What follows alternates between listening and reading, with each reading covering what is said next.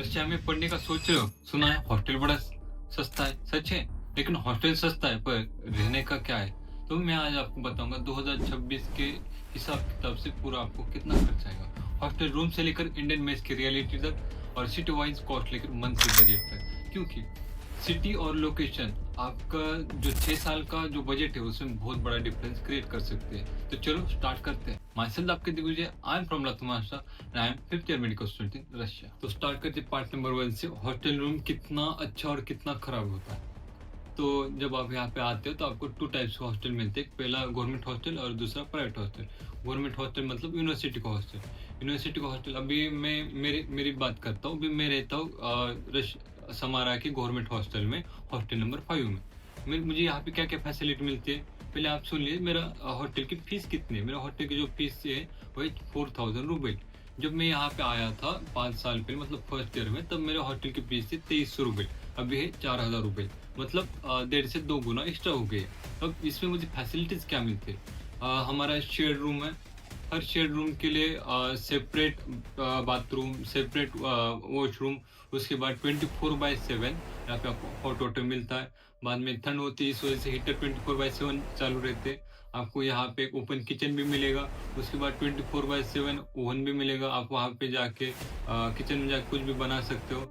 और जब बात करें हाइजीन की, तो डेली सुबह हम जगने से पहले 5 से 7 के बीच में मेड आके पूरा सराउंडिंग क्लीन करके जाती है। इस वजह से हाइजीन की भी कोई दिक्कत नहीं। अभी हमारी यूनिवर्सिटी के जो दूसरे गवर्नमेंट हॉस्टल है उसके कंपैरिजन अगर करूँ तो कुछ हॉस्टल अच्छे हैं। कुछ हॉस्टल मतलब कुछ हॉस्टल में अच्छी फैसिलिटीज है, कुछ हॉस्टल में थोड़ी कम फैसिलिटीज है। उस हिसाब से उस हॉस्टल्स की फीस है। चलो ठीक है। मतलब आपके दिमाग में ऐसा ना आए कि भाई मुझे इतना पे ही करना है, ऐसा नहीं। कुछ हॉस्टल की फीस 2300 है, कुछ हॉस्टल की फीस 3000 है, कुछ हॉस्टल की फीस 4000 पर मंथ है। ठीक है। तो अभी आते हैं अपन प्राइवेट हॉस्टल में। जो प्राइवेट हॉस्टल है, प्राइवेट हॉस्टल की जो फीस होती है वो होती है 7 से 8 हजार पर मंथ। और इस मतलब प्राइवेट हॉस्टल एक ही होता है तो इसको आप अलग अलग पे करने की ज़रूरत नहीं है। ठीक है। और इसमें आपको क्या क्या फैसिलिटी मिले, सेम फैसिलिटीज मिलेंगी। पर यहाँ पे जो रूल्स है वो यहाँ पे स्ट्रिक्ट नहीं होते। आप 24/7 हॉस्टल के मतलब आप कभी भी हॉस्टल के बाहर जा सकते हो, कभी हॉस्टल के अंदर आ सकते हो। तो मेरा कहने का यही है कि अगर आप रशिया आ रहे हो तो आप गवर्नमेंट हॉस्टल चूज करिए। क्योंकि जो हमारे जो गवर्नमेंट हॉस्टल है वहाँ पे रूल्स बहुत स्ट्रिक्ट है। आपको मतलब और सेफ्टी की भी कोई दिक्कत नहीं। मतलब पेरेंट्स का एक कंसर्न होता है कि गर्ल सेफ्टी बहुत इंपॉर्टेंट होती है। तो आप पेरेंट्स को मेरा यही कहना है कि अगर आप अपने बच्चे को यहाँ पे भेज रहे हैं तो आपको सेफ्टी के बारे में सोचने की बिल्कुल जरूरत नहीं। क्योंकि जो गवर्नमेंट हॉस्टल होते हैं 11 से 12 बजे तक बंद होते हैं और सुबह 6 बजे खुलते हैं। मतलब आप रात में बाहर नहीं जा सकते। अगर आपको रात में बाहर जाना है तो आपको कमांडेंट से अलग से परमिशन लेनी पड़ती है। और जब आपकी एंट्री के लिए वहाँ पे नोट होती है। जब आप हॉस्टल में आते हो तो आपको एक पास एक इलेक्ट्रॉनिक कार्ड होता है। इलेक्ट्रॉनिक कार्ड जब आप वहाँ पे लगाओगे तभी आपके लिए डोर ओपन होगा। तो इसकी वजह से आपको सेफ्टी के बारे में सोचने की कोई दिक्कत नहीं है। और वार्डन के पास डेली लिस्ट जाती है कि रात में कौन बाहर था, कौन हॉस्टल के अंदर था। इस वजह से पेरेंट्स कभी भी इस चीज़ के बारे में जान सकते हैं। तो आते हैं पार्ट नंबर 2 पे, खर्चा कैसे कंट्रोल करें। तो मैं ये चीज़ें उनके लिए बता रहा हूँ जिनको मिनिमम 10 से मैक्सिमम 15 हजार में खर्चा निकालना है। इसमें अपन पहले बात करते हैं सेल्फ कुकिंग। अगर कोई खुद से खाना बना रहा है तो उसको मिनिमम 10 से मैक्सिमम 15 हजार में उसका मंथ का पूरा एक्सपेंस निकल जाएगा। कुछ बच्चे होते हैं कि 10 हजार में उनका खाने का जो बाकी डेली एक्टिविटीज़ होती है उनका खर्चा, एंटरटेनमेंट, ये सब चीज़ें उसके अंदर इंक्लूडेड होती है। और किसी को यही चीज़ों में 15 हजार रुपये लग जाते हैं। और उसके बाद आता है इंडियन मेस। इंडियन मेस को आपको कम से कम 18 से 20 हजार में आपको पूरा मंथ का खर्चा निकल जाएगा। इंडियन मेस के जो आपको पे करना होता है वो 10 से 15 हजार तक मेस की फीस होती है। और जो ऊपर के 5-6 हजार रुपये होते हैं वो आपका डेली मतलब आपका ट्रांसपोर्टेशन, आपका मोबाइल का रिचार्ज, ये सब चीज़ें उसके अंदर इंक्लूडेड होती हैं। पर मेरा कहने का ये है कि इस दोनों चीज़ों का अपना अपना खुद का एक बेनिफिट है। अगर आपने मेस लगा ली तो आपको इनफ टाइम मिलेगा आपके खुद के ऊपर ग्रोथ करने के लिए। टाइम मिलेगा, आप उसके अंदर एक्स्ट्रा करिकुलम एक्टिविटीज़ कर सकते हो, आप स्टडी कर सकते हो, आप उसके जिम ये सब चीज़ें कर सकते हो। और अगर आपने खुद से अगर कुक करना सीख लिया तो आपको लाइफ टाइम आपके साथ रहेगी ये चीज़। क्योंकि बहुत सारे बच्चे ऐसे होते हैं जब यहाँ पे आते हैं तो वो उनके दिमाग में ये होता है कि मेस लगा लूँगा 6 साल तो आराम से निकल जाएँगे। पर यहाँ पे आने के बाद मेस के खाने की वजह से हेल्थ इश्यू आते हैं। उसके बाद कुछ बच्चों को खाना पसंद नहीं आता, तो यहाँ पे आने के बाद उनके पास दूसरा ऑप्शन रहता ही नहीं, क्योंकि उनको सेल्फ कुकिंग आती नहीं। तो मेरा कहने का ये है कि जब आप घर से आ रहे हो तो आप खाना बनाने सीख के आओ, तो आपके लिए बहुत ज़्यादा बेनिफिट होगा। तो मैं अभी आते हैं पार्ट नंबर 3 पे, फाइनल मंथली बजट। ठीक है, अब इसके अंदर मैं बताऊंगा आपका जो हॉस्टल आएगा वो 3000, जो फूड आएगा 8000, ट्रांसपोर्टेशन अगर आपके पास मेट्रो पास हुआ तो 1000, उसके बाद जो मोबाइल वाईफाई रिचार्ज है उसका आएगा 500, और जो डेली जो इसेंशियल थिंग्स है उसका आपका आएगा 2500। ठीक है, तो मिनिमम टू मैक्सिमम आपका पूरा मंथ का जो बजट आएगा वो आएगा 15,000 रुपये।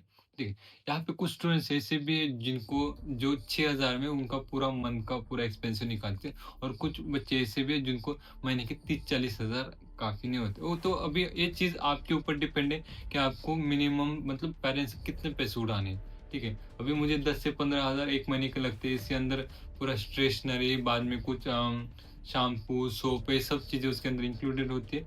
और इसके बाद जो खाने-पीने कभी अगर बाहर खाने का भी मन करे तो वो सब चीज़ें 10 से 15,000 में इंक्लूड होते हैं। जब कब बर्थडे आता है या फिर कभी बाहर शॉपिंग करनी होती है, तब मंथली का जो ज़्यादा से ज़्यादा बजट है वो 20,000 तक 1 महीने का चला जाता है। ठीक है, अभी आपके ऊपर डिपेंड है कि आपको कितना कहाँ पे खर्चा करना है, क्योंकि यहाँ पे कभी जो रेट है आईएनआर रूबल का, वो कभी आईएनआर की वैल्यू ज़्यादा जाती है और कभी रूबल की वैल्यू ज़्यादा जाती है।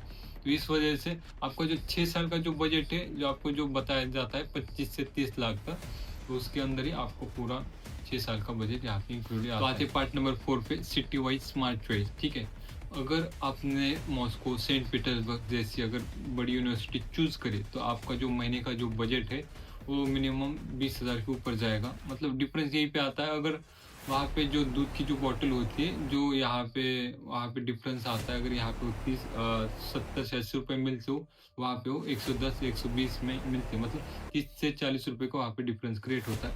अगर आपने मीडियम सिटी चूज़ कर ली तो आपका जो महीने का बजट होगा, जैसे मैंने बोला था कि 10 से 12,000 में आपका महीने का बजट निकल जाएगा। जैसे cities like Samara, Kirov, Ural, ऐसी सिटीज़। और मेरा कहने का मोटो यही है, अगर आपको अपॉर्चुनिटी चाहिए तो आप बिग सिटी चूज़ कर सकते हो, और अगर आपके सेविंग के लिए आप मीडियम सिटी चूज़ कर सकते हो, वो आपके ऊपर डिपेंड है। एजुकेशन तो हर जगह सेम ही रहेगा, अगर आपने अच्छी यूनिवर्सिटी चूज़ कर ली। तो आते लास्ट पार्ट के ऊपर, लास्ट बट नॉट लिस्ट। ठीक है, जो मैं फाइनल टिप है, आप ये दिमाग में रहो, यहाँ आने से पहले आप ये चीज़ें करके ही आना। जो आप रशिया आ रहे हो तो इंडिया से विंटर के लिए कपड़े लेके आओ, क्योंकि रशिया में एज़ कम्पेयर टू इंडिया यहाँ पे बहुत महंगे होते हैं। ठीक है, ये घर से आने से पहले आप बेसिक कुकिंग का नॉलेज लेके आओ, क्योंकि कैसे होता है कभी कभार मेस बंद होती है, हर संडे मेस की छुट्टी होती है, आपको कभी मेस अच्छी नहीं लगी या फिर ये, और आप मेस भी लगा लो ना, तो आपकी लाइफ में आगे आपको ये चीज़ बहुत इंपॉर्टेंट रहेगी। और सबसे इम्पोर्टेंट बात, पहले आप जिस यूनिवर्सिटी में आ रहे हो तो उस यूनिवर्सिटी के जो सीनियर है उनसे बात करो, तो आपको पता चलेगा उस यूनिवर्सिटी में किस चीज़ की दिक्कत है, हॉस्टल की दिक्कत, यूनिवर्सिटी दिक्कत, मतलब उस हिसाब से आप प्रिपेयर करके आ सकते हैं। उसके बाद आप 1 से 2 महीने का इमरजेंसी फंड आपके पास होना चाहिए। ठीक है, क्योंकि कहीं पे भी कभी भी कुछ भी हो सकता है। अगर कभी वॉर की जैसी सिचुएशन यहाँ क्रिएट हो गई, आपके पास 1-2 महीने का जो अमाउंट है वो रहना चाहिए। और एक बड़ी चीज़ मैं यही कहना चाहता हूँ, रशिया में रहना ईज़ी है। ठीक है, और टफ भी है। तुम्हारी प्लानिंग पर डिपेंड करता है। बजट बनाओ, सीनियर से बात करो और पूरी प्लानिंग के साथ ही यहाँ पे आना। ठीक है, तो मिलते हैं नई वीडियो में। तब तक के मेरे चैनल को लाइक करें, शेयर करें, सब्सक्राइब करें। आप कौन सी यूनिवर्सिटी में जा रहे हो, आपका वो मुझे कमेंट सेक्शन में बताइए। तो मिलते हैं नई वीडियो में, तब तक के लिए बाय बाय।